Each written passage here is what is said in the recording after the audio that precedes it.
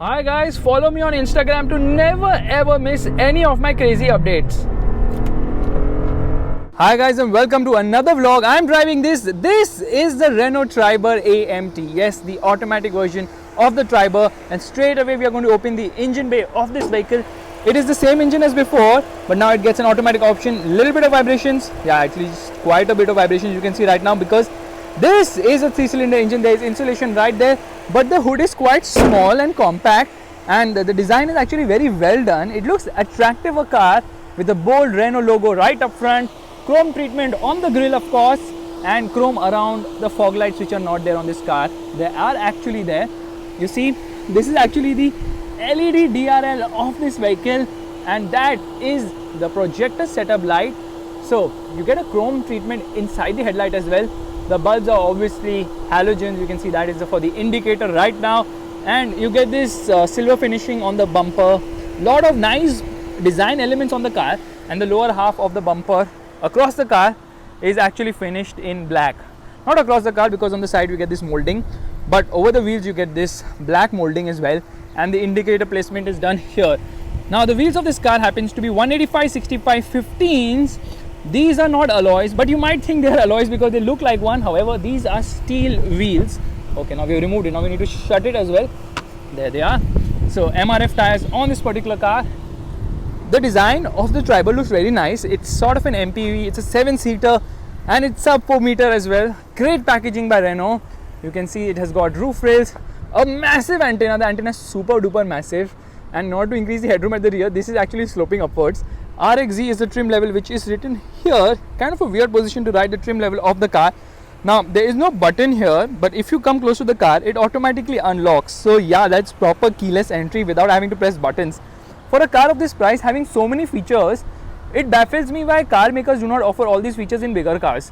Now this car looks identical to the regular manual variant of the Triber. The only difference happens to be the fact that it gets the Easy R badging right here. Yeah, Easy R will tell you this is an automatic.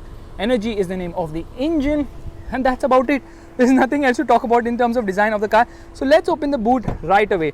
Now the boot is actually quite small when all the seats are up, all the 3 rows of seats are up, but you can increase the boot carrying capacity by putting these seats down, and it is so easy. You can do it with one hand. That's how easy it is. There, you recline the seat. So you can recline one seat and make it a 6-seater, recline both the seats, make it a 5-seater with increased boot carrying capacity. That is very nicely done by Renault. In fact, the last row of seats are decent enough for children, and adults can also sit in the last row for a short ride. So that is a good thing. We've got a 12-volt charging socket right there, and some sort of storage space as well, which is there on both the sides. This is God knows for what. I don't understand what this is for. Neither does it pull, neither does it push. If you guys know what this is, let me know in the comments below. Now this is for the seat belt. You can slot it right there, and it's obviously got seat belts at the last row also, not the lap ones, the proper ones. That's again a good thing. Now let's do one thing. Let's recline the other seat as well. It's very easy to do it. It is so easy to recline these seats, and there you see that's a massive boot. Now it's not massive because the seats are still there. You can actually remove the seats from here. You can remove the last row of seats completely. It is that easy. Just pull it out and it's out. You can keep it at home and go for camping. And when I talk about camping, Renault has obviously taken the camping bit so seriously. I'll show you one thing right away. Okay, that's easy. So that is actually the seat slotting mechanism. Seat slots there to lock. Yeah, same is the case here as well. So it slots in, and there it's locked as well. Now Renault has taken camping so seriously on this car. I'll show you this one a bit. It's actually quite light. Yeah, you see. This is kind of funky. Okay, there's a tent and the Triber's silhouette. I don't know how do you pronounce that. I'm so sorry about that. Okay, again, you don't get LED lights at the rear. Of course, you don't expect that at this price point. Car looks the same as before. I'm questioning myself, why am I even doing a walk around? We've already done it before. But anyways, let's get inside. Now storage spaces on this car are absolutely baffling because there are plenty of them. There's storage space here, big enough for a massive bottle, and you see there's good amount of space at the rear. Now you can increase or decrease the space in the center row by pulling the seat ahead or behind. Yep, you pull it ahead in order to increase the space at the rear.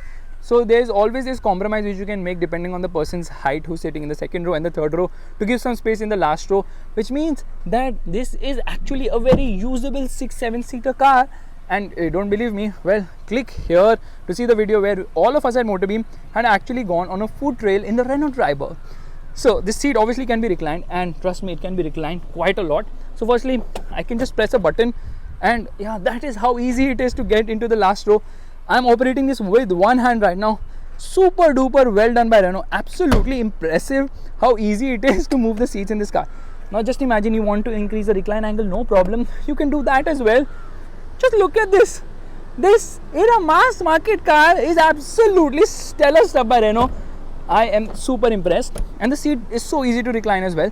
Now you obviously get a 60-40 split here. You can recline all the seats and carry your house too if you so wish. There's no center armrest though, and there's no center headrest, which is disappointing. But the other 6 headrests of the car are adjustable, which is a good thing. You can see legroom at the rear, not much because I put the seat all the way behind.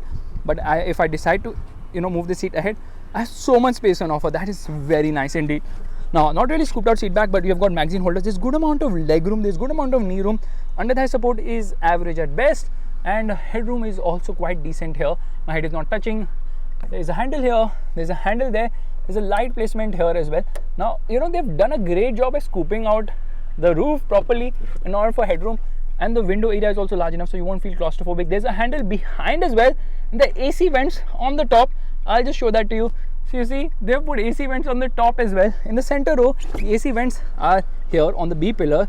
So that is again very practical, and this is the AC control switch, which means that not only can the people at the front operate the AC, but at the rear too. So this is very nicely done that they don't have to do an additional switch for the air conditioning, for the driver to actually give an approval to turn on the air conditioning. There's a 12-volt charging socket, and the floor is almost flat, but the cabin isn't really wide enough for 3 people. Now I said something wrongly. I said it has got 6 adjustable headrests. It's not, okay, because this row obviously has adjustable headrest. This row also has adjustable headrests, but the front seats do not get adjustable headrests. They are fixed headrests, although I would say the seats are decently comfortable and nice. And again, there's good amount of storage space here as well, with the front door pockets too. Now you see the distance between the accelerator and the brake pedal is quite less, and there's a massive distance beyond that for the clutch, which makes me believe that they've just removed the clutch from this car. However, you can see some of the mechanisms exposed as well. No dead pedal as such particularly, but there's a lot of space on the left. But when you're driving the car, initially you need to get used to it. This is the weirdest switch I've seen for headlight leveling. Look at this switch. That's kind of awkward and weird. And this is, of course, to open the hood of the car. There's a proper nice switch here. Actually, that switch is pretty nicely done. Feels like a choke button to me. This seems like a dummy button. But anyways, let's get inside. Straight away, let me tell you, this is an absolutely mind-bogglingly practical car. I'll tell you why it's practical. Firstly, let's turn off the air conditioning. So there's so many storage spaces. In fact, there is storage space here. You can keep your phone. This is the engine start-stop button with a chrome surround, which looks nice. There's storage space here as well with a USB charging socket along with an aux port as well. That is the Land Rover Discovery Sports key. Good amount of space on offer, but it gets even better. The twin cup holders here. Yep. And there is a storage box which is cooled right below. That is also big enough. Absolutely stellar packaging on this car, and it doesn't get over there. There is a massive glove box on the top. Okay, that's not massive, but the lower glove box is actually quite big as well. So many storage spaces, and this car's got stuff which even cars twice the price like the Hyundai Creta don't get. Even the Kia Seltos does not get. A mirror on the driver's side. Okay, toll receipt holder. That's absolutely amazing. And obviously on the co-passenger side as well, but there is no light there. No auto dimming mirror obviously, and there is a light placement here as well. Plenty of interesting engineering bits in this car to leverage so much space. The dashboard design definitely looks very nice and attractive. It's got this dual tone finish, black and beige, but hard plastics abundant. Of course, you've got the silver finish to break the monotony of the black, and you've got beige treatment as well. So the cabin actually feels airy with plenty of headroom on offer. Seats are comfortable. Under thigh support could have been better for sure. And this is obviously the control for the lights. This is the control for the wipers. The wipers actually work really well, but there's only one nozzle on the hood. Sends out 3 sprays. So yeah, 1, 2, 3. 3 sprays are on offer. It does a good job of cleaning the windscreen of the car. Now the instrument cluster is nice and funky. It's too funky. It looks like a pizza to me. 2 pizza slices, one for the speedometer. No, speedometer is digital faster. Yeah, one for the tachometer, and the right we've got a temperature as well as a fuel meter. Of course, the car was on for quite a bit of time. That's why the fuel economy is showing poor right now.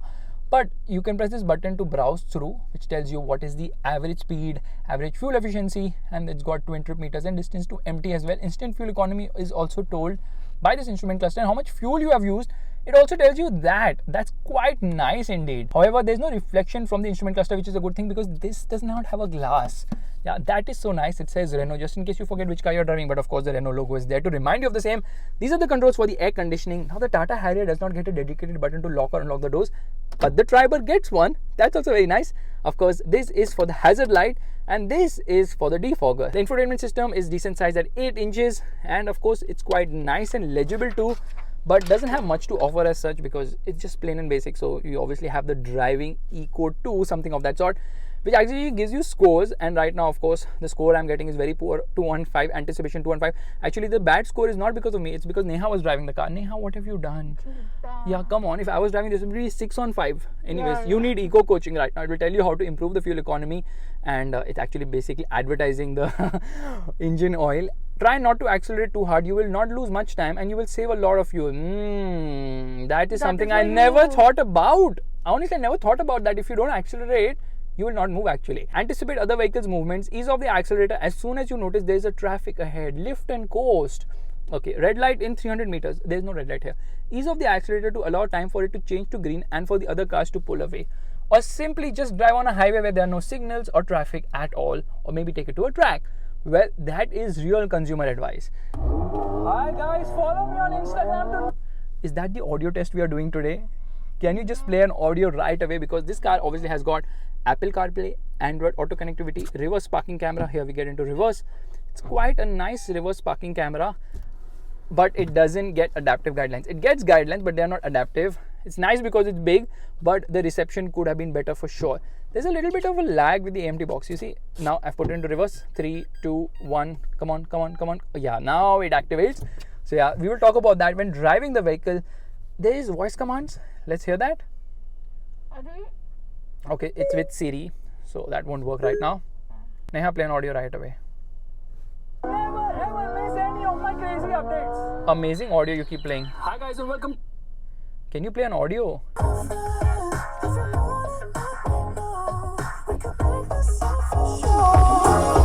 The good thing is that you've got a physical knob for volume control, and the steering wheel does not have audio controls, but you might feel it has audio controls because it seems like a dummy button right there. Maybe it might come with the facelift of the car.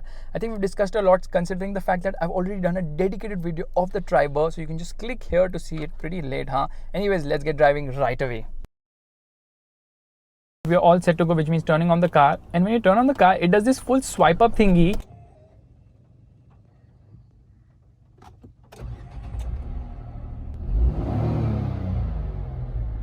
Into gear, revving the motor, left foot on the brake, and off we go.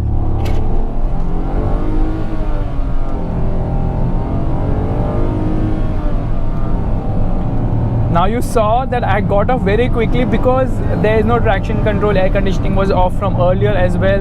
But you know what? This multi-information display gives you a lot of other information, like what is the condition of the doors, is the door open, is the boot open, how to start the car, put your foot on the brake and blah blah blah. But anyways, right now I'm driving the car, you can hear a lot of the road noise as well. So in terms of performance, it's not the most brisk, and it's not just the AMT. Normally the Triber isn't very brisk in terms of performance because this 999cc 3-cylinder engine isn't the most enthusiastic as such. It's a 1-liter motor and produces 72 horsepower at 6,250 RPM. Meanwhile, the torque output happens to be 96 Newton meters at 3,500 RPM. It's got variable valve timing both for intake and exhaust sides, which means that yeah, the engine is decently responsive for a 1-liter engine, but the car is super duper light. It weighs under 1,000 kgs. However, performance isn't that great because the mid-range is kind of flat and it could have done with more pep, and that's the reason the turbo motor is obviously coming in the Triber, but it might take a few more weeks, months probably. So how does the automatic make a difference? Well, the good thing about the automatic is that it brings you the convenience which is associated with automatics, of course. However, like all other automatics, gear shifts aren't the quickest. In fact, it takes its own sweet time, and every time it's making a gear shift, it's doing this swinging movement. It's having this big massive lag, although Renault has managed to tune this gearbox quite nicely because it does feel better than other AMTs, but still the AMT box's problems are there, and you can feel that at every given moment when you get hard onto the gas. Unfortunately, it takes its own sweet time to downshift as well, which means that in order to do an overtake on the highway, you have to actually plan your moves as well. Yeah, braking performance is actually quite nice.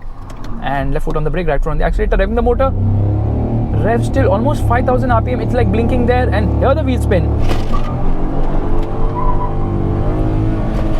That's a lot of wheel spin. Red lines at 6000 RPM, whether you're in manual mode or normal mode, it will redline till 6000 RPM. With the AMT, the fuel economy is actually decreased. Yeah, this one returns a fuel economy of 18.2 kilometers per liter as per ARAI. Meanwhile, the manual was claimed at 20 kilometers per liter, so fuel economy has gone down a bit for sure. The motor is quite vocal, it is always heard. So at lower speeds, it is decently refined, I would say. But as you knock onto the accelerator pedal, you can hear a lot more. In fact, it is quite vocal in the top end. It becomes very loud, and overall insulation and NVH isn't great either. So you can hear the road noise, the tire noise, wind noise as well. It remains decently glued at higher speeds in terms of high speed stability. For a car of this size and this weight, yeah, it does a decent job for sure. I have noticed that if I want to do left foot on the brake, right foot on the accelerator, I have to move my left leg all across because the brake and accelerator pedals are so far off. This car doesn't have a dead pedal. It has a dead room on the left side below, or a closet, because there's so much space there somehow. So when you're planning your overtakes, you really have to be careful and decide in advance. You can obviously take manual control of things. Now I'm in manual control of things. It doesn't hold on to a gear. We are into 5th gear. Feels a little bit more calm in higher gears at lower speeds, because then the motor is not that vocal. But if you want to make quick progress, yeah, you tap onto the accelerator pedal, it gives you a downshift. It should have dropped another gear. So here, no, it cannot actually drop another gear. So it scolds me with that T voice.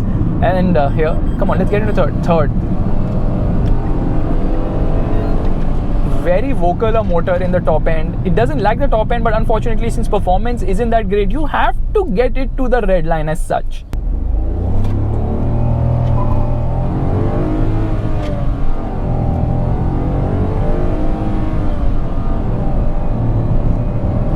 So this car will actually hit a top speed of around 135 kilometers per hour. But although car remains stable at higher speeds, the problem is that the steering is very lackluster. It's super duper light. It's like you're actually playing a video game probably. So it doesn't weigh up, doesn't inspire that confidence to actually push hard. And then of course there's a lot of body roll as well. The chassis is on the stiffer side. The suspension feels kind of on the softer side. So yes, the overall ride quality is brilliant, but the steering is so light. Pinky finger test, here we go. I'm going to twirl this car right now with my pinky finger, and I have facing no problem whatsoever. It is that freaking light a steering wheel. It is mind-bogglingly light. I've never come across a car with such a light steering, which is absolute boon in the city. While driving in the city, you would love it. And I loved it when removing through the tight sections of my colony in the morning. But out on the highway, it doesn't inspire confidence. And yes, there's a lot of body roll as well. So this isn't a car you would enjoy driving as such. This is a car, when you drive it calmly, you will enjoy it. Rather, you would like to drive it calmly because it offers you the convenience due to the automatic. This gear lever seems to come from the Duster. Neha, your Duster has the exact same gear lever, the automatic one. You cannot even differentiate between both. That is how the similarity is between part sharing between various other cars from the same portfolio. Braking performance is super impressive, huh? I actually like the brakes. At idle, there are some vibrations which you can feel on the steering wheel, on the pedals as well. Anyways,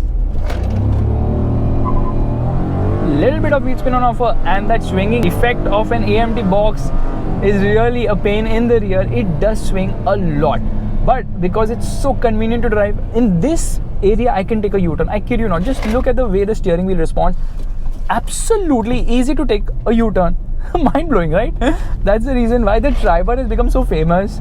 It's just so easy to drive. Now its cousin is the Datsun Go Plus, which comes with a CVT gearbox instead. And the problem with the Datsun is that Nissan doesn't have overall appeal in the Indian market. Plus the sales and service outlet isn't that great. So buying a Triber is a no-brainer if you're looking between both the cars, because this just feels so much better engineered. The thoughtfulness which has gone into making this car can be seen. They've done a great job indeed.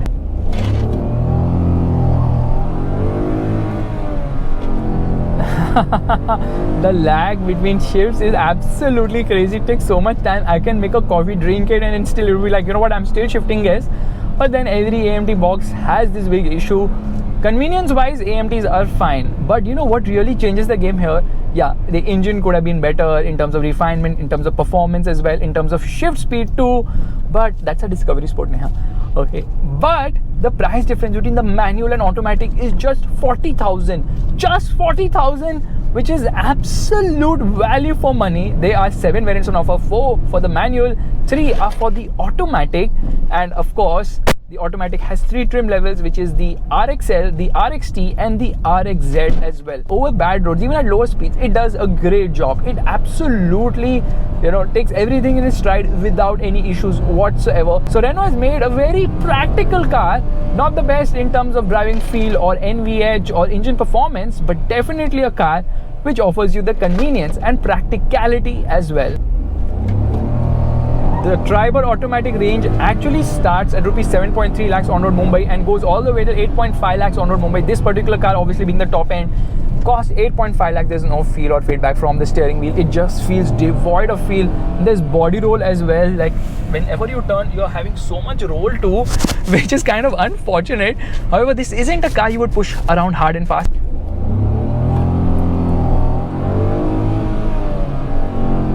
So if you're looking for a practical people mover, every time you come, all the dogs keep running because the engine is so vocal. And me being a dog lover, I think I should greet them.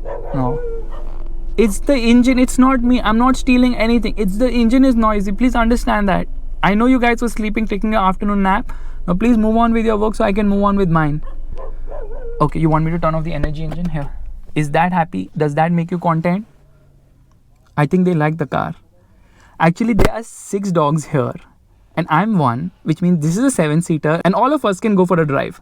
Now you'll have to excuse me because I'm just taking them for a drive. Okay, let's get back to the vlog.